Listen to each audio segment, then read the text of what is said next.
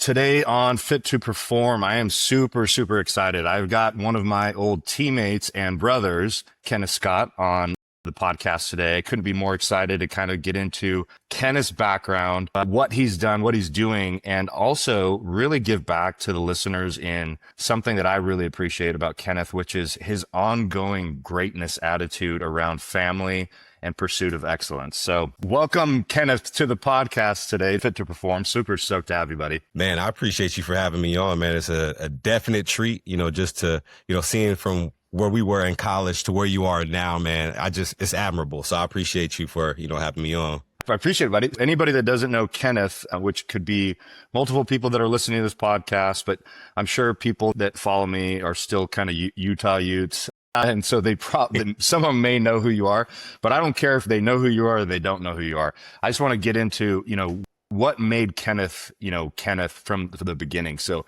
I met you in college, but you come from the Inland Empire. Give me a little bit of, what made you before I met you in college? Man, that's a great starting point. So just like you mentioned, I grew up in the Inland Empire, but I was born in the great state of Texas. Me and my mom, we moved to California when I was 4 years old. My mother, she had lupus, which is a chronic disease, which means that there's no cure for it. And in addition, it's autoimmune disease, which means that your immune system that's supposed to be protecting you is now fighting against you. So early on in my life, I had to learn how to be that quote unquote caregiver and be the man of the house at a very young age, because my father, while we moved to California, he was still in Texas and he was dealing with his own battles, like in and out of jail, on and off of drugs. So he wasn't really present in my life, which I can't really fault him for, because everybody has a way of dealing with stuff and coping with things. And that's something I've learned as I've grown. But moving to California, we moved with my auntie and uncle. I'm in San Bernardino County. And I remember my mom, when she mentioned, as soon as we get our income tax check or whatever, we're going to get our own place. So we wound up moving into Rialto, California, and it was just me and my mom. My mom was the guiding light to everything, no matter what situations we were going through with her sickness and her health. She remained strong. So it didn't matter what we were dealing with on the outside. She was always loving and caring and serving to others. And so that's where I felt like I got those type of qualities from. And then during the half part of my childhood, I was able to fortunately get a stepfather who I call my pops, and who literally changed the trajectory of my life. And he's the one that literally pushed me outside the house, because I was so clung to my mother because of her illness, etc., living off Section 8 food stamps, welfare programs. And so my stepfather was the one who branched out and built this, who everybody sees as K. Scott. If it wasn't for my stepfather, I probably wouldn't have taken up sports. I wouldn't have done a lot of things. So with him came brothers. And so I was finally able to have a real family figure. Everything wasn't great, but it still provided me that family structure that I felt like I needed, especially not having a father present in the home. And he provided that with brothers, who I don't call my stepbrothers, they're my real brothers. And so before K. Scott, when I was college, that's who I was, just a hungry grinder.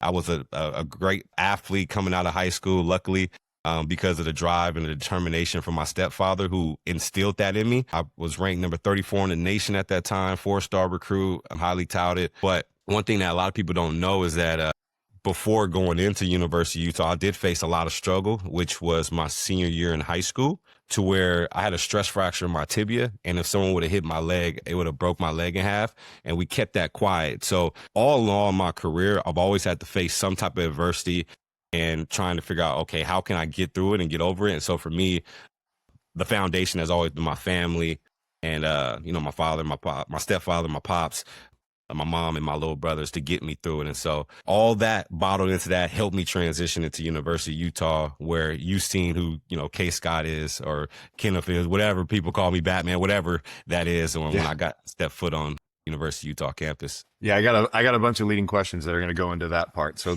you as an athlete, but the part that I'm really interested in is the person that you had to become quickly, with the situation with your mother. So, when you think about how that type of responsibility showing up so earlier in your life, how do you think that shaped, like, all things considered, with like K. Scott's a great athlete. I mean, I got to play with you. I know your mentality. I know all that, but I'm more I'm more fascinated about, how that responsibility, how that adversity, how that opportunity too, in the positive sense, shaped your mental toughness and shaped the way in which you defined your level of performance as a person, not just an athlete, but as a person in your life. Yeah, that's a great question. So early on, it was a lot of responsibility and felt like a lot of weight on me because I'm this young boy who don't really know a lot. And I have to, hear my mom on the other side crying and trying to figure out how can I help manage her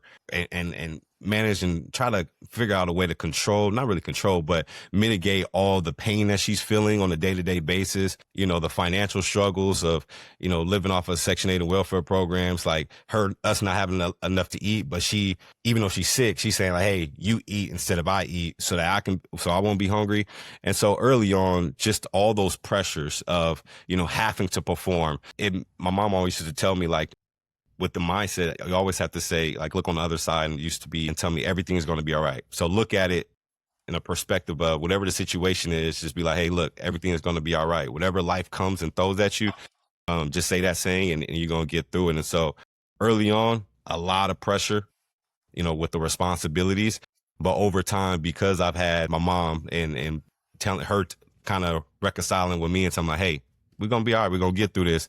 And hope triggers something in my mind like, man, I got this. I can do it. So I never felt a moment to where the weight was too much because I had my mom using her sayings and her levers to get me through it.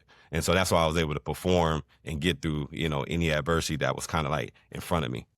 Yeah. And I want to get to your mom's kind of her catchphrases and her motivational things, that she inspired into you later a little bit more. But, when I think about, Batman, right, and this alter ego stuff, I mean, you can see some of the best athletes in the world and kind of their alter ego kind of personalities. When did for you kind of Batman start? Was that in college or was that in high school? Yeah. So the Batman identity happened in college, but the mindset. Okay.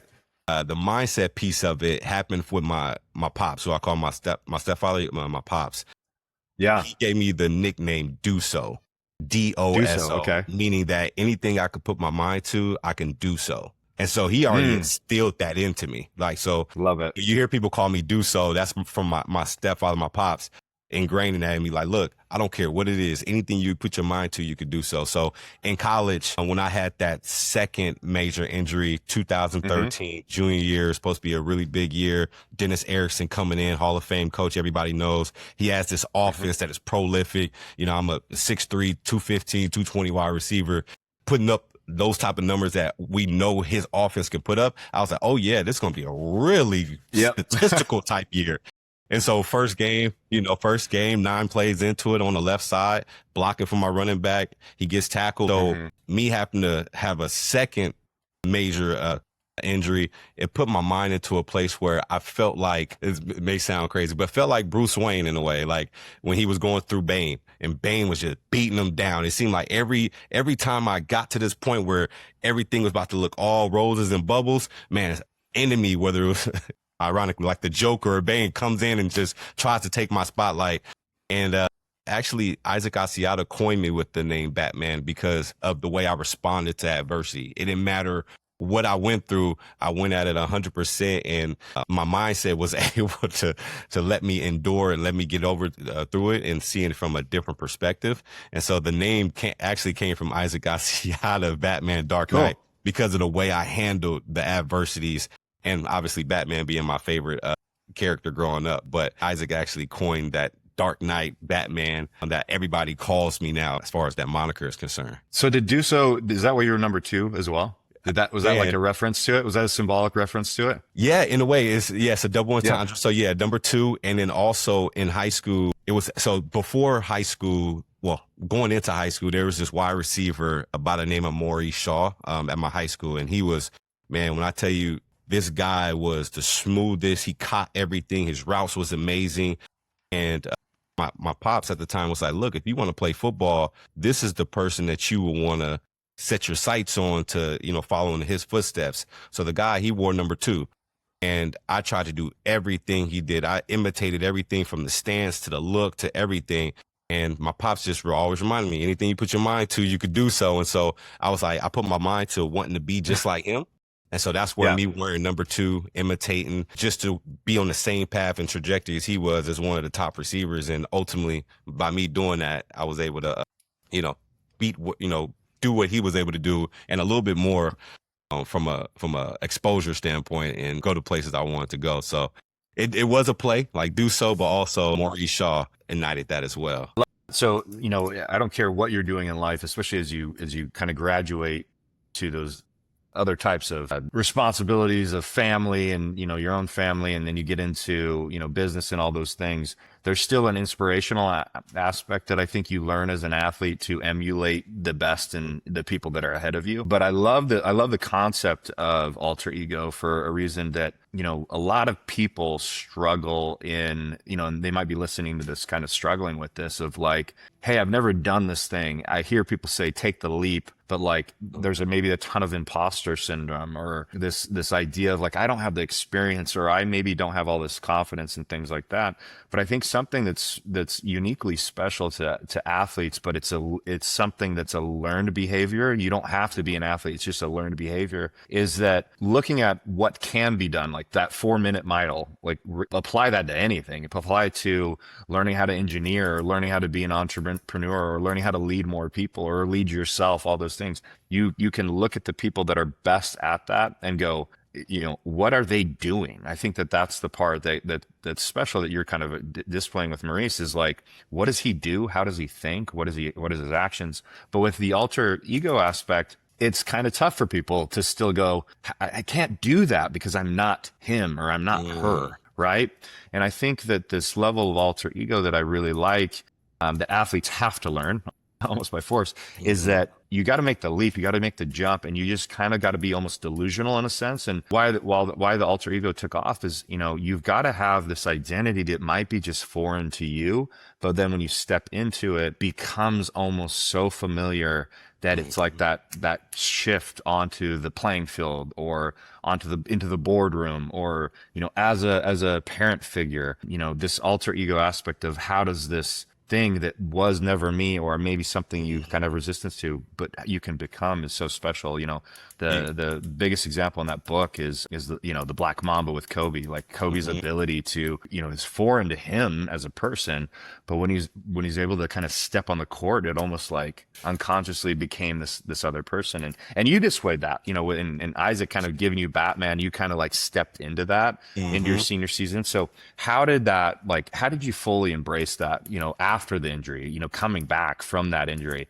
I myself had my own injuries. They're not fun. So stepping into that next, phase through the injury, how did you fully accept that kind of Batman mentality or that alter ego kind of mentality of maybe you were like, because let's be honest, man, there are people that are like, well, Kenneth's different. He's a 4-star high school recruit. He was 34, in the nation. He's got it easy. The truth is we're all human. We all have self-doubt. And I can almost guarantee without Kenneth responding, I don't want to put words in his mouth, but there was a part of him that was going, I don't know about this ankle anymore, man. I don't know about this leg. Right. So how did you do that? How were you able to embrace that going forward? Man, I appreciate you saying that because it wasn't just me. It was a team of people. Because I had those times where I was like, I'm trying to get back to where I was and also surpass it. But also I see this thing that's limiting me from it. And so I had people around me in a support system that kind of kept my mind sharp and was like, no, you got this. You can get through it. And so for me, one of those was my wife. She was a big pillar. She was a big athlete coming out of high school. And then she went to Utah as well. And so her sophomore year, she had to medically retire due to an injury. And so one of the biggest things that she was telling me was like, look, yes, you have this, but maximize your time while you have in this sport. And so it made me accept whatever came with it. Cause it's like a GPS map. If you keep on redirecting, it's going to keep on changing you different ways. But if you just accept the pin on the map, then it's going to be able to tell you, okay, here, 10 miles here, you're going to turn left. 10 miles here, you go right. It's going to give you the exact coordinates once you accept it and stop messing with the coordinates. And so for me, I had to accept whatever came with it, put a plan together. Like for me, planning was essential. I had to. I was like, I had milestones. I was beginning to be maniacal about the process, which is crazy, but I love the process of it. It's like, okay, what can I do today that's going to help me tomorrow? I started filming my day to day just so that I can have like reflections and to hold myself accountable. Like, hey, look, I don't want you to go back down into this deep hole. Get through it. And then so my wife, obviously my mom, my pops, they were heavy into making sure my mindset was right. If I did get down, they were like, hey, come on, you got it. Keep pushing.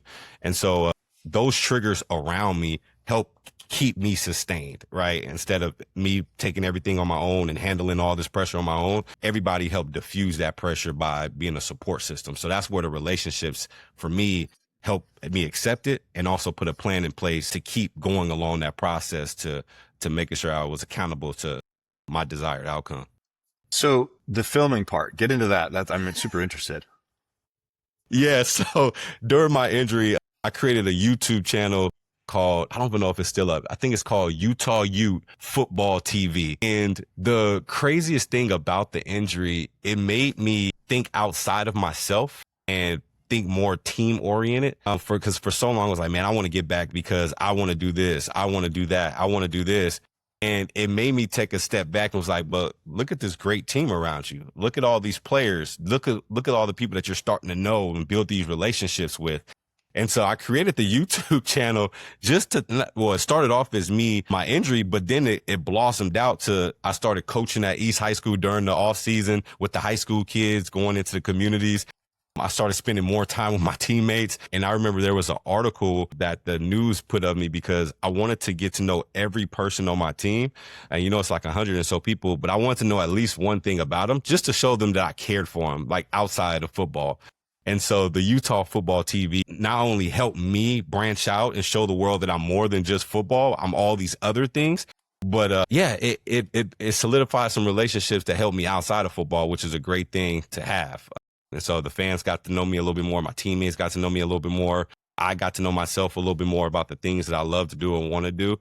And so by doing that, it helped me blossom a little bit more. That's awesome, man. So the lesson in this that is a recurring lesson of life is that in every obstacle is an opportunity. Mm-hmm. So I think the two things that I love hearing is the first part when you talked about that point on the map of the acceptance of where you are. Unless you know where you are starting and accept where you are, you can't fully take a step forward. But the hard part about taking steps forward and not just staying in that accepted place, like I'm here, this sucks, I don't even want to move, is having vision of what that next thing is. And what I love about this story, and it should be a takeaway for people, is that you had the opportunity to then go, what am I going to get out of this new spot that I'm stuck in? Like, what's, it's like getting dropped off a helicopter. If you've seen the Bear Grylls show, like Bear Grylls just gets dropped in a spot and is like, survive, It's like, Kenneth is here in this new spot.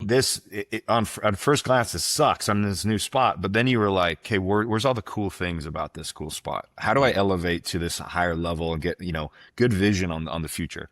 Obviously, part of that vision is getting forward on your own personal desires and goals. But there's also all this opportunity being at this higher state of scope to go, what else is out there for me? Which is, man, testament to you becoming not only a better leader and teammate, but also empowering your other teammates to feel love and abundance and ride that train with you, if you will, and see that out of you, which then inspires them. Because the only thing that truly makes people have lasting change is inspiration, not manipulation. Manipulation gets short-term change. Right. It's a two a day, and coach is like, hey, if you guys get through the next 24 gassers, you get popsicles. Okay, cool. We'll manipulate our way to that. I want those popsicles. But truly, I mean, this too. Both sides of this fence. But hey, we want to. We think we're the best team in the nation. Why? Well, it's all these little things. It's these mini stories. And I'm so glad people are hearing this story too. This is what makes teams and people great, is their ability to inspire other people by doing what Kenneth did, which is elevating his vision, trying to see something bigger than himself while taking care of himself, which then, leads to more inspiration to other people. And you were a part of teams that were really good, and did some big things. I never had the opportunity to get into the Pac-12, but I'm kind of like Grandpa Brad over here, like back in our day. Back in our day, we got you there, Kenneth. You know, if it wasn't for us, you wouldn't be there, right? For No, real but though. all jokes aside, some incredible teams and some incredible players that made it through there. But I think what I want people to take away, they could literally type in Kenneth Scott and see all your highlights, see all your accolades, which is all over the place. And that's an easy, quick search. But not enough people hear what we're talking about in these type of stories, because this is what I think this is what more people need to hear. They need to hear this about their life. They need to know that, hey, they may be down on their luck. And this is, I'm going to segue into this. So there's something coming from here.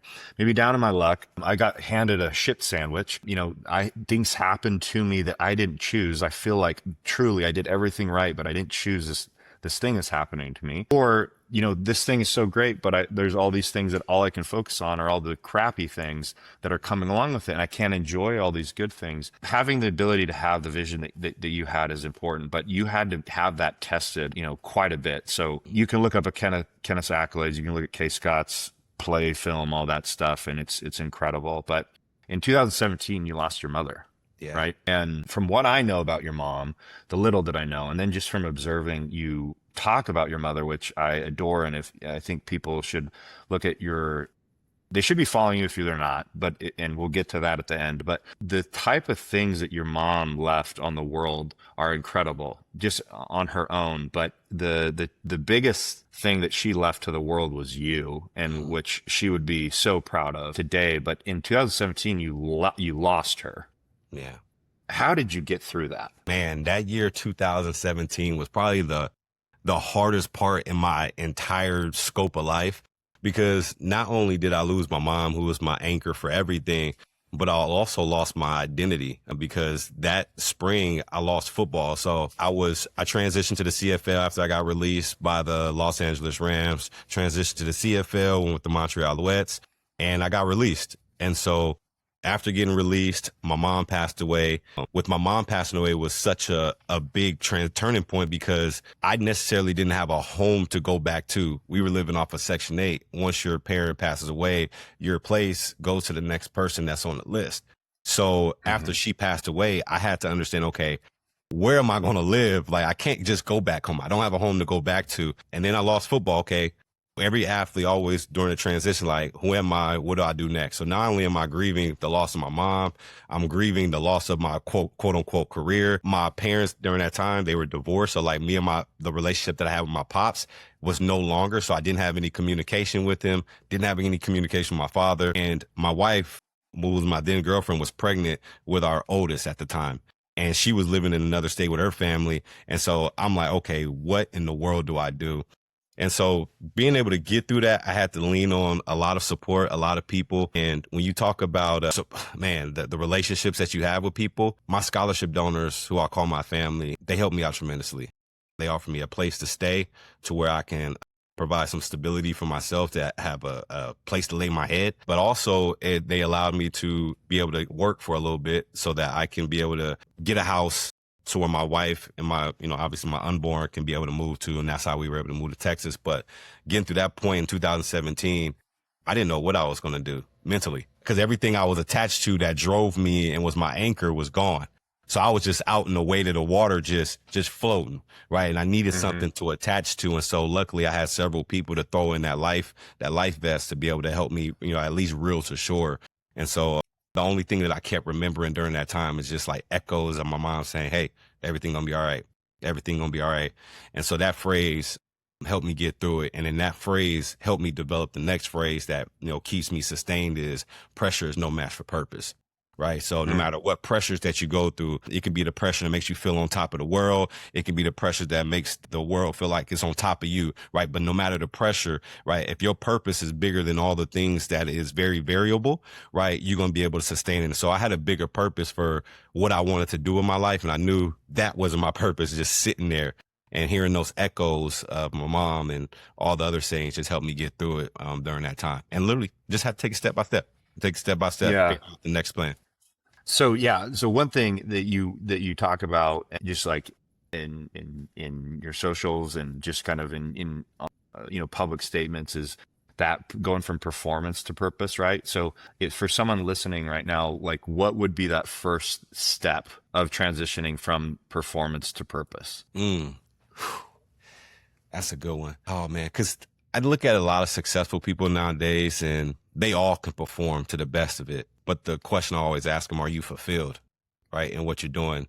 And I think that's where the purpose anchor comes, because, you know, we performed at high levels on various stages, made it to places where a lot of people may have dreamed of or wanted to get up, but are you fulfilled? And so during that time, and what I would tell people is there's 4 questions that I often ask people. And it's like, okay, you can be successful in your job.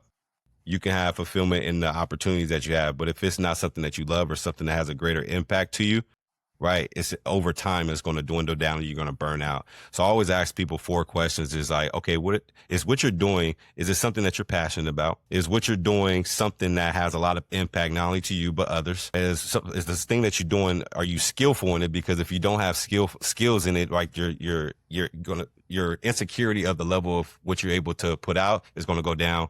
And then also, does it reward you in some way as far as financially? Because if it doesn't put out financially, it's obviously just a hobby. So I tend to ask people those 4 questions just to identify what is purposeful for them in the game of life. I would call it in the game of life. And so that's what I do, is instead of asking like, how are you going to be successful, is more so how are you going to be fulfilled and what is that thing that's going to fulfill you. And so that's how I get through it and tell people. Incredible questions. I love that. I'll make sure that those are kind of key highlights to those 4 for this podcast. I think that's a huge help for people, is to leverage those grouping of questions as a like a barometer of, you know, if it's the right thing to do. So you wrote a book, right? Don't Wait to Be Chosen.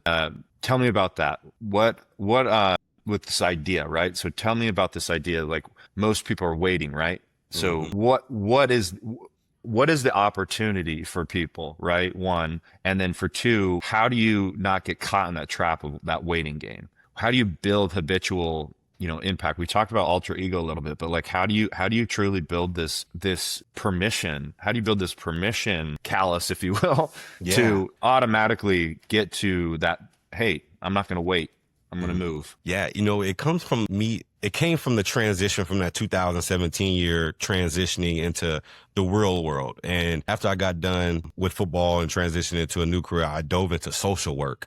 And in social work, I was fortunate and had the opportunity to experience a lot of different individuals and a lot of people that were in probably the worst part of their lives, whether it's working at a domestic violence shelter for women, whether it's incarcerated programs for men, trying to get them back on the feet, whether it was detention centers. And so every time I went into the social work field, the theme was always the same. Like, they were not trying to victimize or anything. They were always waiting on someone else to be able to get to their said desire. And I'm like, no. And I felt like my job was to empower them to believe in themselves in order to position themselves to get those opportunities and go get it instead of waiting for it.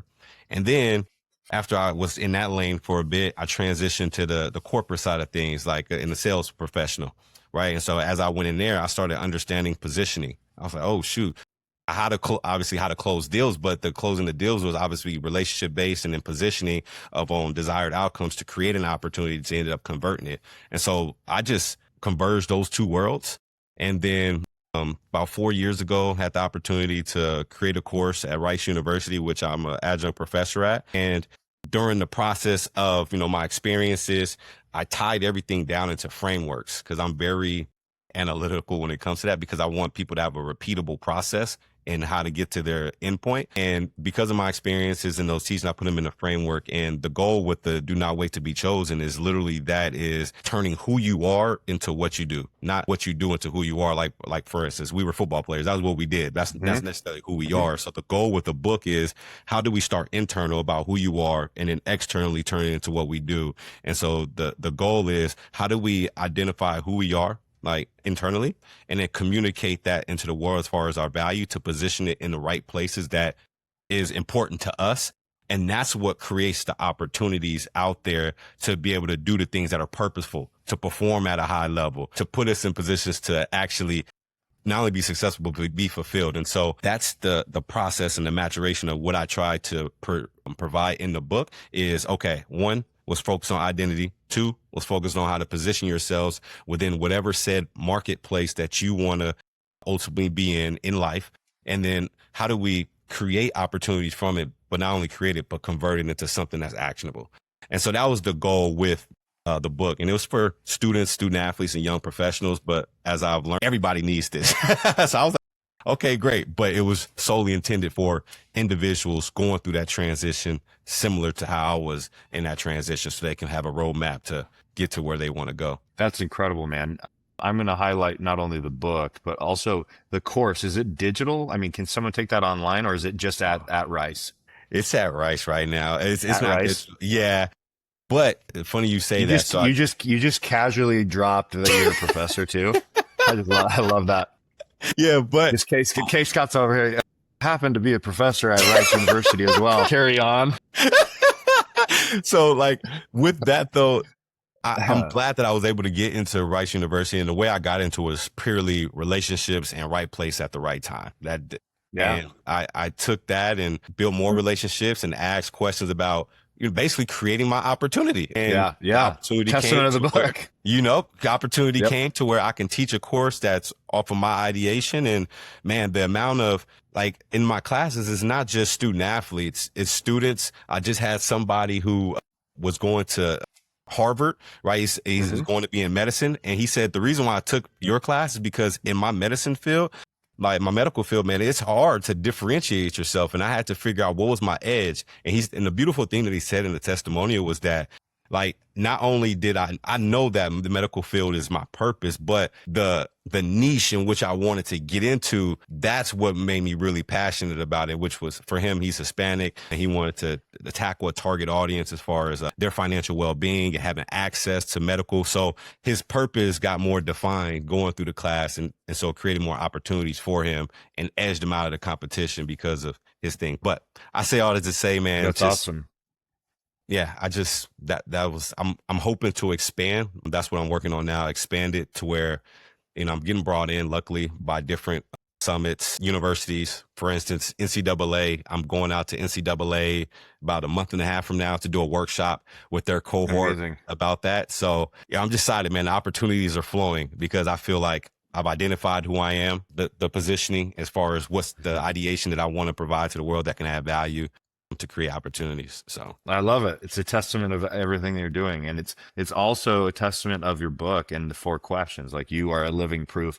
It's something that I said on my first podcast with Daniel Carcillo. It's something that I actually am repulsed to, is as a person personally, if what I'm talking about or selling, that's like a monetary thing for like a project or my business, I am like almost like I gotta like vomit, or I'm I feel sick if I don't live the things, right? And you can feel that off of you. This is the first time I've heard this detail. I bought your book.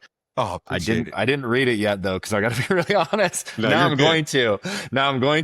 I bought it though because I always my friends, I'm going to buy their stuff, but I will read it and I'm going to write back to you that I read it all. But the 4 questions in here are so impactful for people, and you are a testament of your ideology and your theology around all of this anyways. Like, you represent this. And even as you were talking about it, I'm like, man, this is so K Scott, like in my own head, like listening through on this.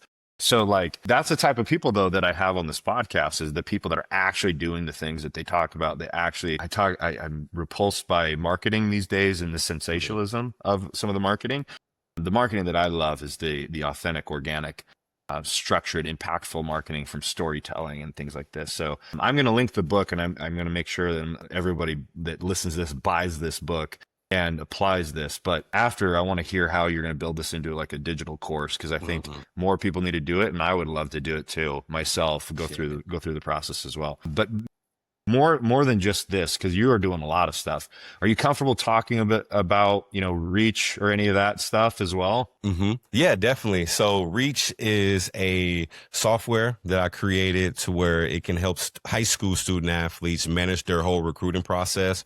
A lot of the challenges that I've heard and witnessed to and experienced during my time was, how can I get in front of said coach? How can I get more exposure? How can I get more, no pun intended, reach, so that I can have the opportunities to be able to go to the next level? And so my software is a customer relationship management system specifically for high school student athletes, so that they can be able to target the right schools that they like, build that communication and build those relationships so that they can stay followed up on task. Because the biggest thing is they're so chaotic everywhere. There's spreadsheets over here, notes over here.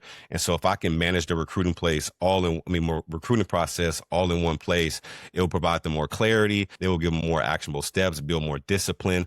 And for the schools, it helps them a lot, helps them a lot more simply because it helps them with the ABCs, which is attendance, behavior, and coursework. If I can provide inspiration for a student athlete to show them what they want to become as attainable, they're going to want to be in school more because they're going to have to get the grades in order to get to college. Their behaviors and habits are going to change along the campus and community because within it, I have a program that's another side, but that's the software. But the program shows them all the components of what's needed in order to be an exceptional student athlete, not just on the field, but off the field, in the community, et cetera. And so when I say behaviors and habits, they're going to be more of a leader on campus because the simple fact that coaches talk to everybody, right? So they're going to be more cognizant of these relationships that they need to build up, not just with the coach, but with everybody that has a hand in their journey. And then last but not least, the coursework. Like I mentioned, like you have to get the right academics. I lost a lot of scholarships despite how great of an athlete, quote unquote, I was. I had a 2.3 GPA. They're not going to take a chance. They can't trust me in that classroom. They dang sure ain't going to trust me on that field. And so the tool is there just to enable those outcomes that they're trying to get to. And so that was my whole goal around it. Right now, you and I were talking about it earlier. I'm in the process of, should I partner or should I keep going with this route that I'm intending on going? And so that's the process I'm in, but I'm super excited. This that venture that, I'm very passionate about, and I don't want my passion to be ruined. So I just want to make sure the right partnerships are in place. Well, you're going to figure that out, but awesome product and concept as well. So people are going to be excited to see how that continues to grow. Two last questions I have for you though that are really important. So leave a blessing is more than a brand, right? So that's a big philosophical idea. Mm-hmm. So anyone that's listening to this episode that may be in that like survival mode, they may be in that kind of, I always liken it to like a hallway without, there's doors there, but where the lights are off and you can't really see the lights underneath the doors. Like you're just kind of like, where is everything? If they're in that kind of mode right now, what's the first move they can make to start building something that blesses other people? Whew, that's a good thing. Well, in order to bless other people, you have to know what value you have within yourself that can be valuable to others. And so the quick concept behind Leave a Blessing. So my mother's maiden name is Latricia Anita Banks. And so the acronym is LAB. And so I wanted something to where I can have her values, her morals in my day-to-day, every day of how I move. And so that's how, as crazy as it may sound, maybe because it's the rapper in me, that's where I came with Leave a Blessing. Because ironically enough, like this book behind me, that's my mom's book. So the latter part of her life, she was writing in journals, and her whole goal was, hey, I wanted to be an author one day so I can share my experiences, my story with other individuals that have lupus, so I can teach them how to manage all the things that we're going through, the pain, the flare-ups, etc. Why you need to exercise, why nutrition is important, why, all these stuff, like the health stuff is super important.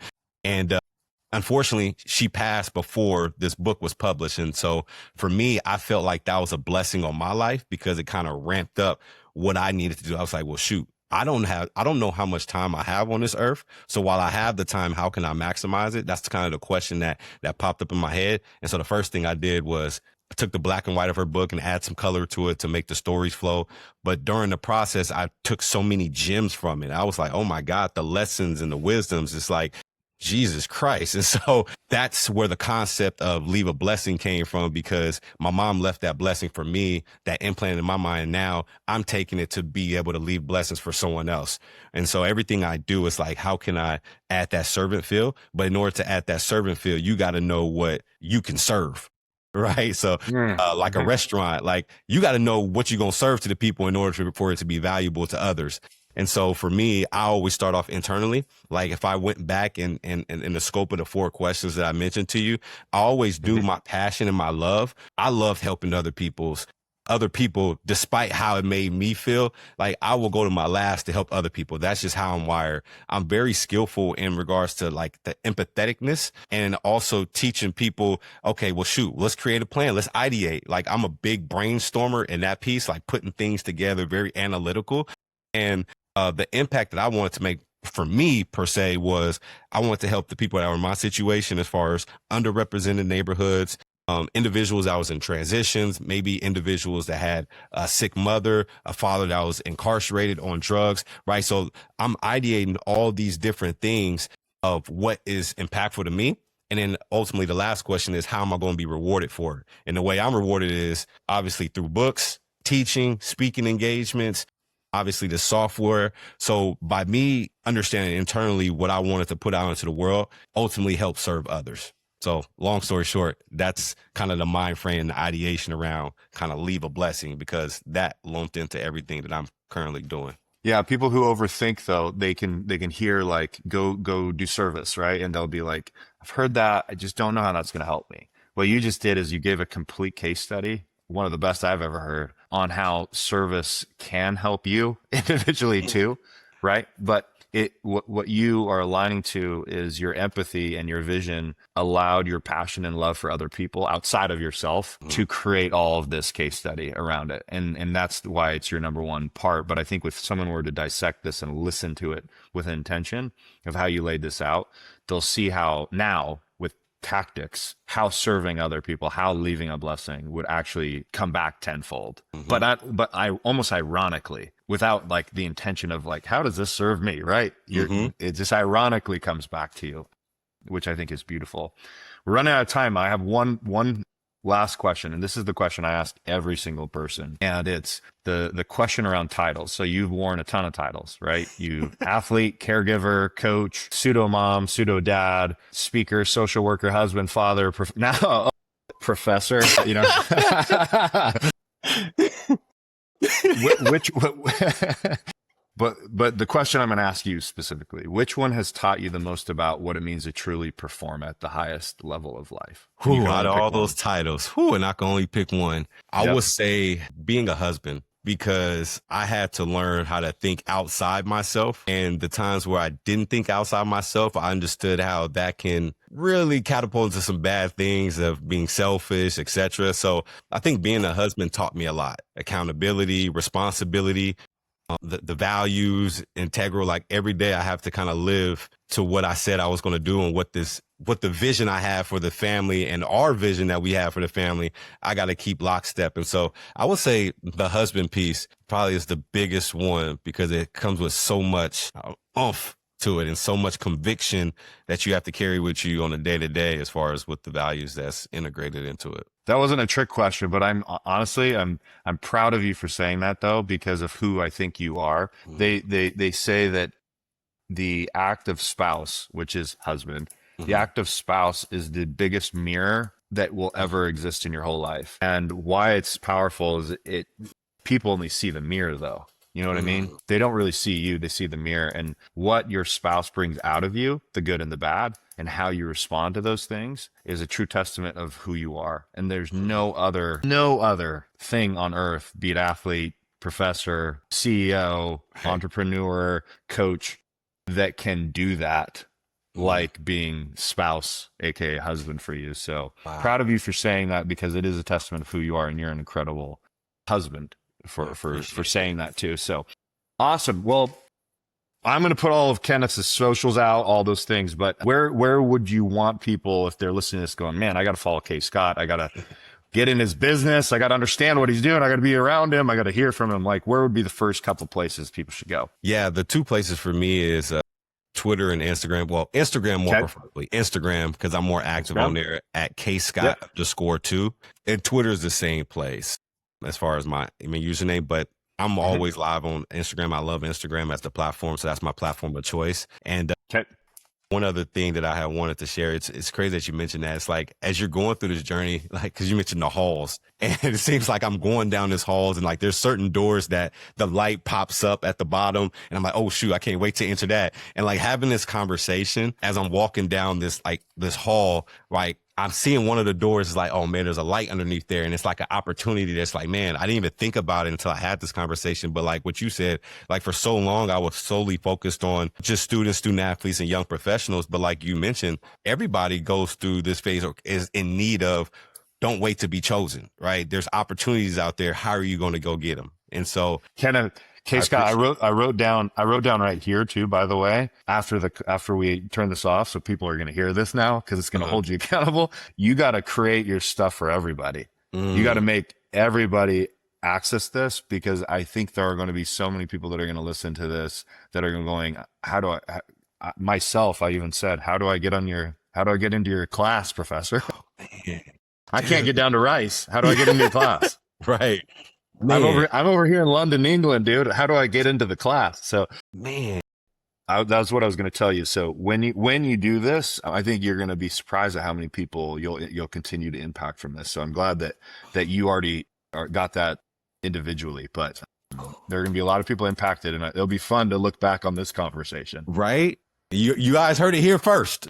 Hey, you heard it here first. This was the homegrown of it being to where it's potentially going to be in the future. So, man, I appreciate you putting that bug in my ear, because that's spot on. Because I have conversations with a lot of my buddies, and they're always asking me about the stuff in the book, and like, man, can you help me with mine? And I just do it just because I like them, But I never thought, this is how you impact more. Yeah, with that. So, wow, you heard it here first. K Scott, I appreciate you being here, bro, and everyone follow. I will put his Instagram. I'll put his X handles. Follow him on both Twitter, X, and Instagram. You will see these reels come out, so follow him when you see this, and show him lots of love and lots of support, especially with his future projects as well. K Scott, thanks for being on, bro. Man, I appreciate you, man. Thank you.